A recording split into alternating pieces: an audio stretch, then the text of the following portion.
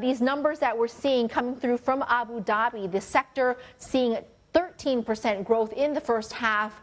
Tell us where this growth is coming from, and is it sustainable? Yeah, so there is a lot going on in Abu Dhabi aviation and hospitality. Like you say, 13.1% growth. That's a really robust growth rate, and that's the trend we've seen for the past couple of years, really. So in the first half of the year, the airports in the Emirates handled 15.8 million passengers. Now, that is still a long way short of Dubai. I did hear on my drive in this morning that Dubai has announced its H1 figures, and they handled 46 million passengers in the first period, so about 3 times as many. But the growth in Dubai was 2.3%, 13% in Abu Dhabi. So it really is expanding at a pretty rapid clip. And we would expect that to continue. But there's a lot going on there, a lot of new hospitality launches, a lot of government effort being made into developing the sector and expanding national airline. And like you mentioned, a population, a domestic population that is also growing at a pretty rapid clip. In terms of capacity, is the airport there able to manage it? What is the capacity levels, and is it in the process of growing, maybe another runway or another terminal?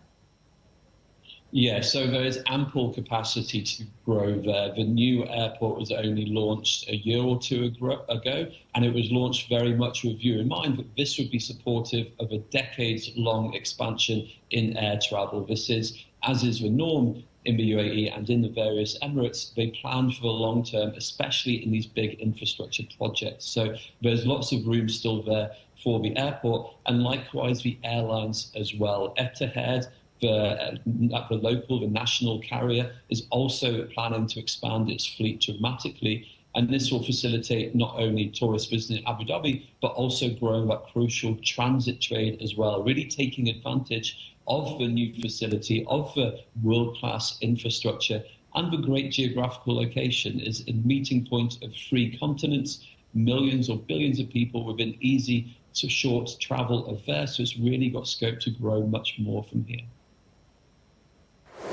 Very exciting announcement from Disney about the new Disney park there in Abu Dhabi. I'm here in Hong Kong, and we have the smallest Disneyland in the world. And then we were all worried when the announcement was made that Shanghai was going to be getting a Disneyland as well. In terms of further infrastructure to be built to draw more tourism to the Emirates, how significant is this Disneyland project? I think it's really significant. You mentioned the Hong Kong Disneyland. I think it handles around 7.5 or welcomes around 7.5, 8 million visitors a year. So even a fraction of that, if that prompted new visitors to Abu Dhabi, then that would be a real boost. And I think you see that everywhere that Disney opens its theme parks. But it's not only Disney. You also have other major theme parks which have already opened, like the Ferrari World and the Sea World. You have the Team Labs that's just opened in the last several months. And then for more highbrow, if you like, visitors as well, you also have major offerings. You already have the Louvre Abu Dhabi, you have the Guggenheim Museum Gallery, which is set to open soon, and also you have the new National Museum as well. So it is a concerted effort to diversify the offering, which will help encourage visitors from all kind of interests, demographics. Yeah, it sounds like a lot of different tastes that can be met with all these projects. Now, I want to ask about Wizz Air. This is the Hungarian airline pulling out of Abu Dhabi after trying to make a foothold in the Gulf region, but I guess unsuccessful after 6 years. What kind of vacancy or vacuum does this leave?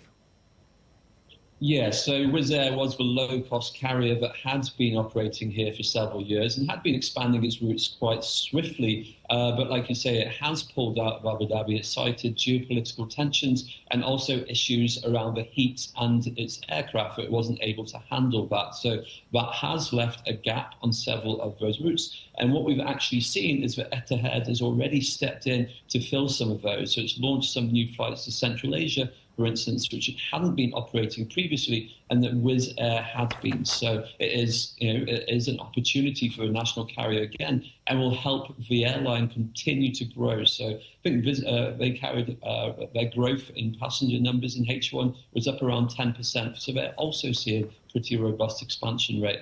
And that's really in contrast to what we're seeing prior to a pandemic, when Etihad hadn't been performing so strongly, and the aviation sector in Abu Dhabi generally had been under a bit of pressure. But since being taken over by ADQ post-pandemic, it's really enjoyed a surge or a resurgence in its activity.